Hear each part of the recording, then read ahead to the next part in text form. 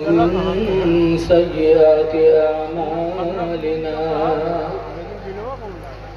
من يهد الله فلا مضل له ومن يضلل فلا هادي له ونشهد أن لا إله إلا الله وحده لا شريك له وأشهد أن سيدنا ومولانا محمدا عبده ورسوله صلى الله تعالى عليه وسلم. أما بعد فأعوذ بالله من الشيطان الرجيم. بسم الله الرحمن الرحيم. الذين أوتوا العلم درجات. آمنت بالله صدق الله العلي العظيم. درود شریف پڑھیے. صلی اللہ علیہ وسلم وعلى آله وصحبه وبارك وسلم. صلاة وسلام عليك يا سيدي يا رسول الله صلی اللہ تعالی علیہ وسلم. حضرات بھیا ذرا سلو کر دو، ہلکی سی آواز سلو کر دو.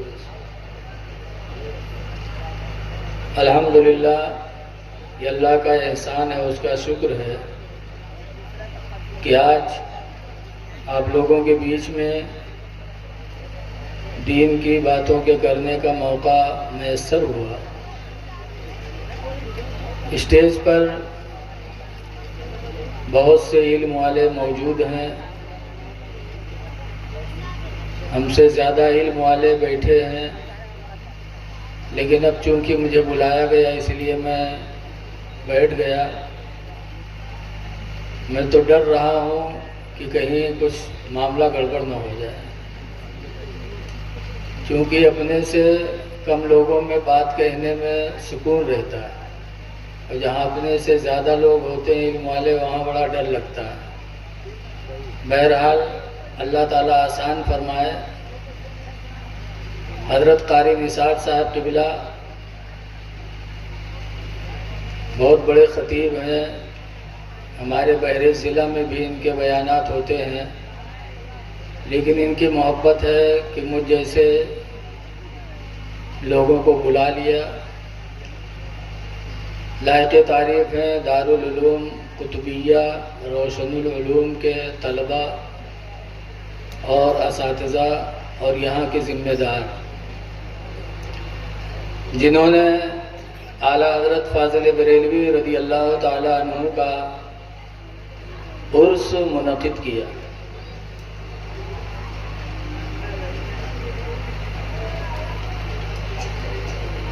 درجہ کس کا بلند ہے. آج اگر چاہے جتنا بڑا کوئی مولانا آ جائے تو ان کے پیچھے کوئی نہ بھاگے، اور کوئی بابا آ جائے تو سب پیچھے پیچھے دورہ کریں. بابا کا درجہ بڑا ہے کہ علم والے کا درجہ بڑا ہے؟ اللہ تعالیٰ قرآن کریم میں فرماتا ہے الذین اوتوا العلم درجات. وہ جو علم والے ہیں وہی درجے والے ہیں، جو علم والے ہیں وہی درجے والے ہیں. قرآن کریم کی ایک آیت نازل ہوئی ما کان محمد ابا احد من رجالکم. تم مردوں میں سے کسی کے باپ محمد نہیں ہیں، ولیکن رسول اللہ، لیکن اللہ کے رسول ہیں، وخاتم النبیین، اور آخری نبی ہیں، نبیوں کے آخری. یہ آیت کریمہ جب نازل ہوئی تو صحابہ کرام حضور سے پوچھتے ہیں اللہ کے رسول کیا آپ کے بعد کوئی نبی نہیں آئے گا؟ کا نہیں۔ تو صحابہ کی آنکھوں میں آنسو آ گئے، کہنے لگے اللہ کے رسول جب آپ کے بعد کوئی نبی نہیں آئے گا تو دین ہم لوگ کس سے سیکھیں گے؟ دین کون پھیلائے گا؟ تو حضور فرماتے ہیں میرے صحابہ میرے بعد کوئی نبی تو نہیں آئے گا، لیکن میرے بعد میری امت کے علماء تم کو دین کی دعوت دیتے رہیں گے۔ میرے بعد تم کو دین کی دولت عالموں سے ملے گی۔ لیکن آج جہاں دیکھو ہوٹل پر عالمن کی برائی ہوتی،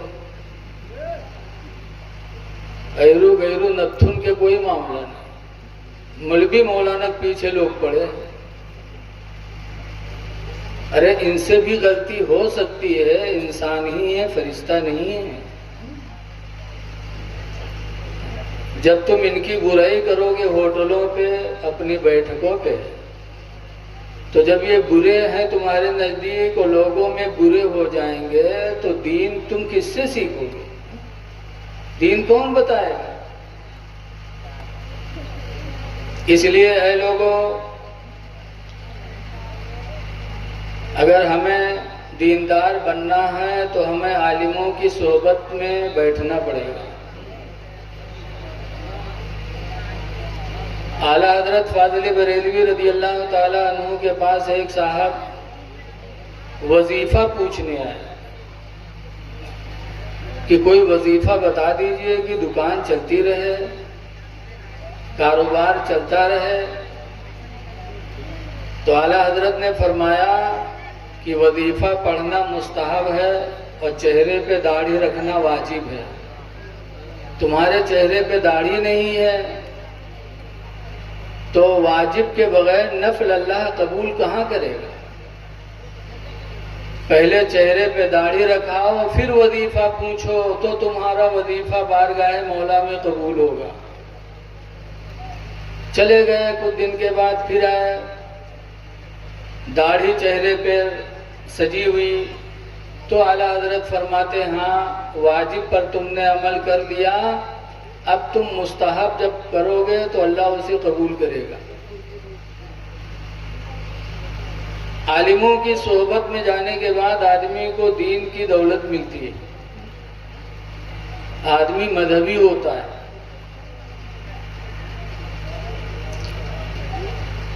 اعلیٰ حضرت کہ یہاں ایک صاحب تعویذ بنوانے گئے اور مٹھائی کا ڈبہ بہت بہترین لے کے گئے، تو حضرت کو دیا تو حضرت نے تحفہ سمجھ کے قبول فرما لیا۔ تحفہ کو قبول کرنا بھی میرے نبی کی سنت ہے۔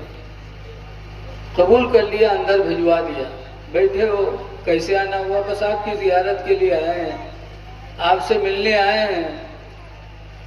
تھوڑی دیر بیٹھے رہے، کچھ نہیں بولے، پھر اعلیٰ حضرت فرماتے ہیں کچھ بولو نا۔ آج تو مہمان آتا ہے تو ہم لوگ اپنے کاروبار میں لگے رہتے، یہ بھی سنت نبوی کے خلاف ہے۔ مہمان آئے تو اس سے خیریت پوچھو، اس کے پاس بیٹھو اپنا کام چھوڑ کر کے۔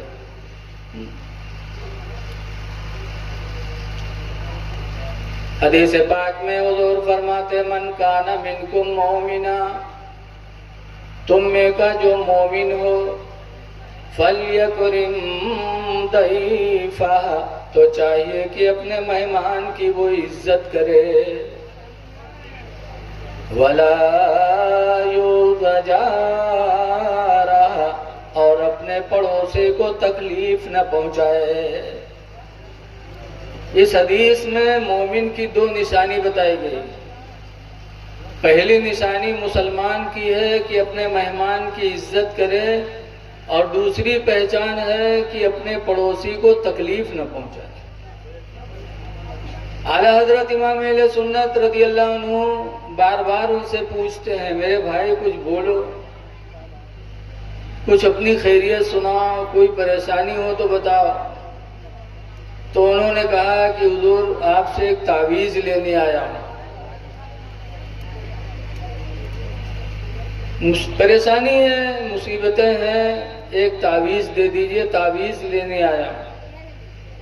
اعلیٰ حضرت نے تعویذ بنا کے دیا، اس کے بعد گھر میں گئے اور وہ مٹھائی کا ڈبہ لے کر آئے اور کہا اسے لے جاؤ، تعویذ کی اجرت یہاں نہیں لی جاتی، ہم تو تحفہ سمجھ کے قبول کیے تھے، لیکن معلوم ہوا کہ تم مٹھائی لائے تھے تعویذ کی وجہ سے، تو تعویذ لے جاؤ، لیکن یہاں تعویذ کی کوئی اجرت نہیں لی جاتی۔ اعلیٰ حضرت امام اہل سنت نے واپس کر دیا۔ عالم کی صحبت میں جاؤ گے تو کچھ نہ۔ دوسرے نمبر پر فرمایا وَكَثْرَةُ الْخُطَىٰ إِلَى الْمَسَاجِدِ، اور مسجدوں کی طرف زیادہ قدموں سے جانا۔ جتنی دور ہو مسجد، جماعت نہ چھوڑو کہ ہم دور ہیں کہاں جائیں۔ مدینہ شریف میں مسجد نبوی سے دور ایک قبیلہ تھا بنو سلمہ کا، تو بنو سلمہ والے جب دور تھے مسجد نبوی سے تو لوگوں نے آپس میں مشورہ کیا کہ یہ گھر بیچ دیا جائے اور مسجد نبوی کے قریب میں گھر بنایا جائے۔ حضور کو خبر لگی تو حضور نے بنو سلمہ کے لوگوں کو بلایا، اور بلانے کے بعد فرمایا پتہ چلا ہے کہ تم لوگ اپنے گھروں کو بیچ کر کے مسجد نبوی کے قریب میں آنا چاہتے ہو۔ کہاں اللہ کے رسول؟ حضور نے فرمایا گھر نہ بیچو، جہاں ہو وہیں رہو۔ جب وہاں سے تم مسجد نبوی جماعت کے لیے آؤ گے تو جتنے زیادہ قدم پڑیں گے، ہر قدم کے بدلے میں اللہ تمہیں نیکیاں عطا فرمائے گا۔ ماشاءاللہ، بے شک۔ دور ہی رہو لیکن وہاں سے چل کے جماعت کی پابندی کرو۔ حضور فرماتے کثرۃ الخطیٰ الی المساجد، مسجدوں کی طرف زیادہ قدموں سے جانا۔ وانتظار الصلاۃ بعد الصلاۃ، اور ایک نماز کے بعد دوسری نماز کا انتظار کرنا۔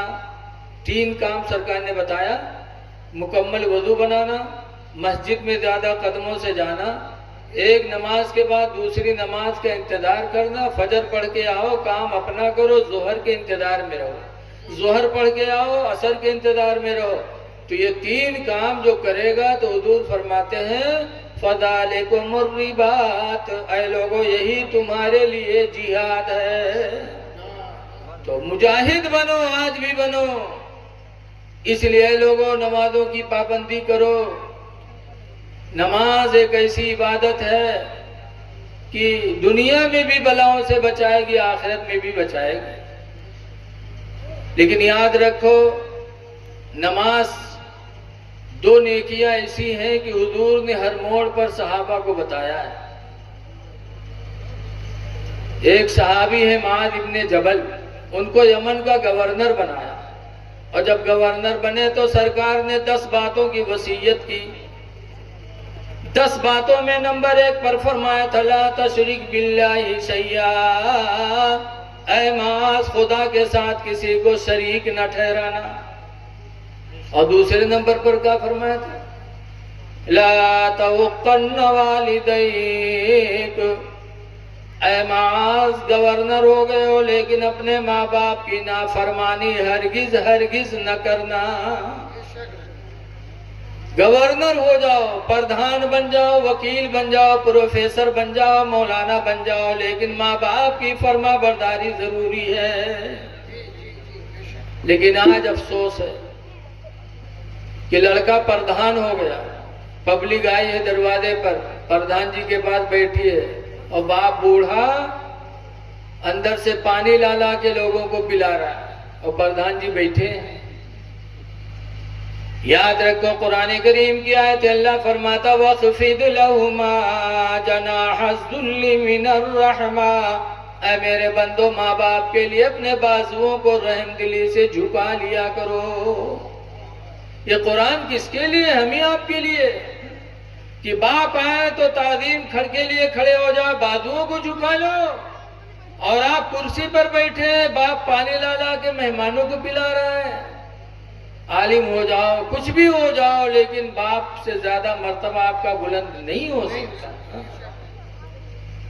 اسی لیے ایک حدیث میں نے پڑھا ہے کہ لڑکا مسلمان ہو اور باپ ہندو ہو، اور ہندو باپ مسجد مندر پوجا کرنے جائے، اور پوجا کر کے جب پلٹے، اگر باپ بوڑھا ہے، چلنے میں کمزوری ہے، تو مسلمان اولاد کے لیے اللہ کے رسول کا حکم ہے کہ اپنے باپ کا سہارا بن جائے، مدد کرو، اپنے باپ کو کندھوں پہ بٹھا لو، ہاتھ پکڑ کے ٹکا لاؤ۔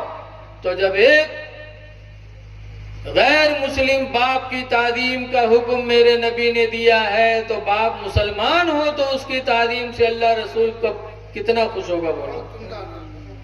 اس لیے لوگوں، ماں باپ کی قدر کرو، ان کی رضا میں خدا بھی راضی ہے۔ ہما جنتو کا وہ ہما نارو کا بتایا گیا، اور قرآن میں تو یہاں تک بتایا گیا اشکر لی ولی والدی کا۔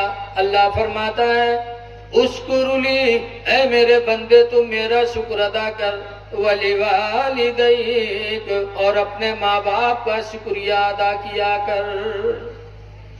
تو شکر ادا کرو ماں باپ کا، ان کی فرما برداری کرو۔ لیکن بیوی ہے تو بیوی کے ساتھ بھی حسن سلوک کرو۔ یہ نہیں ہے کہ ماں باپ کی وجہ سے بیوی کو ٹھوکر مارو، اسلام یہ نہیں کہتا۔ بیویوں کے ساتھ بھی حسن سلوک کرو۔ قرآن میں آیا عاشروہن بالمعروف، اے لوگوں عورتوں کے ساتھ بھلائی کرو۔ رسول اللہ صلی اللہ علیہ وسلم کے نکاح میں 11 بیویاں تھیں، لیکن کیا سرکار نے کبھی مارا؟ نہیں مارا۔ پوچھا تھا سرکار کی بیویوں سے لوگوں نے، یا نساء النبی ضربکن رسول اللہ، اے نبی کی بیویوں یہ بتاؤ کیا رسول اللہ نے تم لوگوں کو کبھی مارا؟ قلنا ما ضربنا رسول اللہ شیئا قط بیدہ، حضور کی بیویوں نے کہا تھا کہ اللہ کے رسول نے ہم لوگوں کو کبھی کسی چیز سے نہیں مارا۔ تو مارو نہ، بیویوں کے ساتھ حسن سلوک کرو، لیکن ان کے مکر سے ہوشیار رہو، ان کا مکر بہت تگڑا۔ سرکار نے فرمایا ما ترکت من بعدی، میں نے اپنے بعد کوئی فتنہ ایسا نہیں چھوڑا جو عورتوں کے فتنہ سے کم ہو۔ سب سے بڑا فتنہ سرکار فرماتے ہیں عورتوں کا ہے۔ آئی ہے سسرالوں کے بعد ان کے بے ہوشی نہ ختم ہو، بوتل پر بوتل چڑھی لیکن بے ہوش، اور نैہر جی ہے ٹن ٹن۔ ایسی عورتیں مکر کرتی ہیں، مکر، دوا کراتے کراتے آدمی پریشان۔ عورتوں کا مکر بڑا تگڑا ہوتا ہے۔ سرکار نے فرمایا ما ترکت من بعدی فتنہ اشد من فتنۃ النساء، او کما قال رسول اللہ۔ سرکار فرماتے میں اپنے بعد کوئی فتنہ ایسا نہیں چھوڑا جو زیادہ سخت ہو عورتوں کے فتنے سے۔ عورتوں کا فتنہ بہت بڑا ہو۔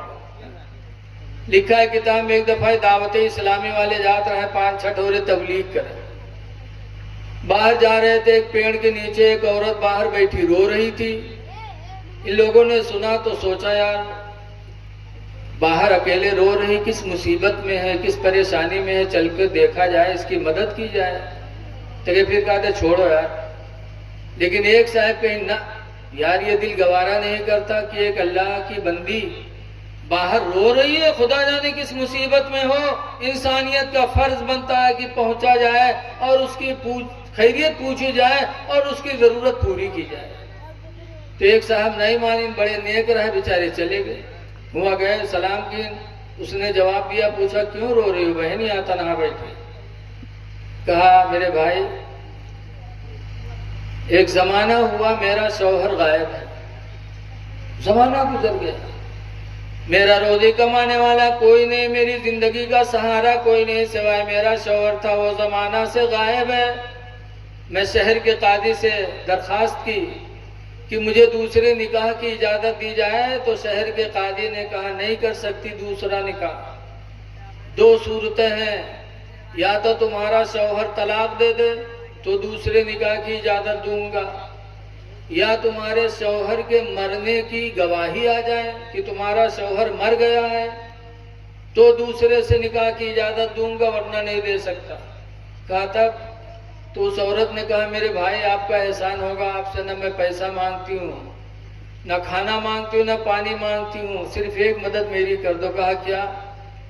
کہا میرے ساتھ چلو شہر کے قاضی کے دربار میں اور تھوڑی دیر کے لیے میرے شوہر بن جاؤ، اور شوہر بن کے کہہ دو کہ یہ میری بیوی ہے، یہ اچھی نہیں ہے، نالائق ہے، میں اس کو رکھنا نہیں چاہتا، اور قاضی شہر کے سامنے کھڑے ہو کر تم مجھے طلاق دے دو، تاکہ شہر کا قاضی جانے کہ اس کے شوہر نے طلاق دے دیا تو وہ مجھے دوسرا نکاح کرنے کی اجازت دے دے۔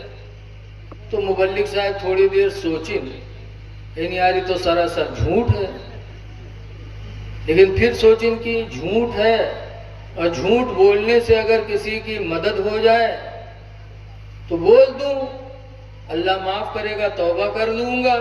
مبلغ صاحب دل میں سوچیں، اس کے بعد تیار ہوئی، کہیں چلو گئے، قاضی کے دربار میں کھڑے ہوئے، وہ عورت بھی کھڑی ہوئی۔ قاضی صاحب نے پوچھا کیا معاملہ ہے؟ کہا کہ یہ میری بیوی ہے، لیکن نہایت بدکار ہے، نہایت نالائق ہے، کمینی ہے، اٹھے گیری نے زندگی تلخا چکی۔ کہا پھر؟ کہا میں اس کو چھوڑنا چاہتا ہوں۔ تو بیوی سے پوچھا کہ تم کیا چاہتی ہو؟ تو بیوی نے کہا جب میں ناکارہ ہوں، بدکارہ ہوں، کمینی ہوں، نالائق ہوں، ان کے لائق نہیں ہوں تو یہ چھوڑ سکتے ہیں۔ تو قاضی شہر نے کہا ٹھیک ہے، جب دونوں راضی ہو تو طلاق دے سکتے ہو۔ تو مبلغ صاحب جھٹا جھٹ 3 طلاق دی، طلاق دیا، طلاق دیا، طلاق دیا، اور طلاق دینے کے بعد مبلغ صاحب وہاں سے چلے۔ تو وہ عورت کہتی ہے قاضی صاحب میں ان کے لائق نہیں تھی، نالائق تھی، انہوں نے مجھے چھوڑ دیا ہے، کوئی بات نہیں، لیکن 25,000 روپیہ جو مہر بندھا تھا وہ مہر تو دے دے۔ آپ مبلغ صاحب چونکے، پلٹے، قاضی صاحب نے کہا بھئی اس کا مہر دو 25,000۔ تو مبلغ صاحب اکے لگا کھیاوت ہے، کہا تو کچھ سوچ لو۔ کہیں بہت کچھ سوچ لیا، جب ہم نالائق ہیں، اٹھائی گیری نہ تمہارے لائق نہیں ہیں، تم نے طلاق دے دیا تو میرا مہر تو دے دو 25,000۔